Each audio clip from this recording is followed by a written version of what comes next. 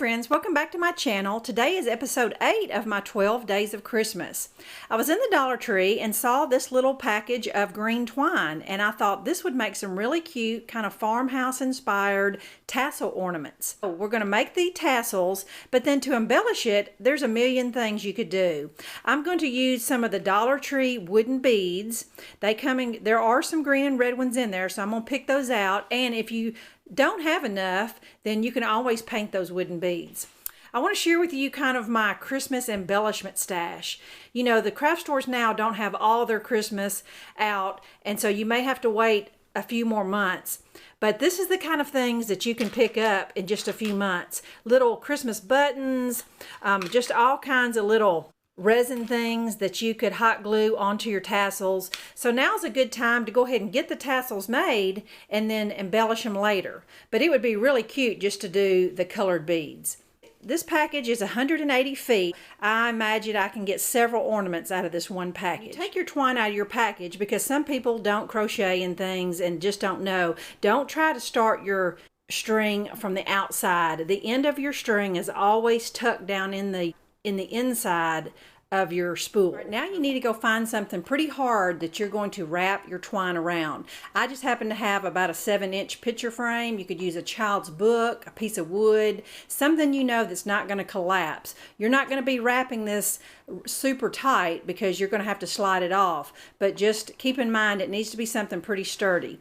I'm going to take my twine and I'm going to wrap it around this 50 times. I cut another piece about 12 inches long, and I'm going to slip it through there and tie it in the center, and that's going to create my hanger. Okay, just want to show you. I've got it like that. We're not going to do anything with it yet other than slide the loop off. Okay, here's what I have now. I've got a loop with a hanger. About 1 inch down from the base of the hanger where my thumb is, I'm going to take about 20 inches of twine and wrap it, and that's going to kind of create the head of my tassel, and then just hot glue the end in place so it doesn't come apart. All right, here's what the top of your tassel should look like. I got just a spot of hot glue on the back securing the twine wrap. I'm going to go ahead and cut my loops apart. Just try to find the center of all the loops and cut it, and so it'll create the tassel. And then we're left with kind of a twisted twine, and we want our tassel to be straighter. I have found that it's kind of like wrinkles on a shirt. If you'll wet this twine a little bit and kind of comb it with your fingers, it will release and straighten out quite a bit. And then you can also run your iron over it a little bit. Don't saturate it with water, but you can just wet it enough the twist is kind of straightening out. So I'm going to wet it, comb it a little bit, then I'll show you what it looks like then. And like I said, I just kind of combed it with my fingers, and that's all it took. It is a little damp to the touch. It is totally fine, and I don't think I'm going to have to iron it, but I've had some twine before that is pretty stubborn. As far as the hanger up here, I'm just going to come down 3 or 4 inches and tie whatever you consider an adequate little loop is for your hanger. The last step is just stringing up some embellishments. I poured out my Dollar Tree beads. I picked out some red and green ones. And I took a 12-inch piece of twine and tied about 3 knots on one end.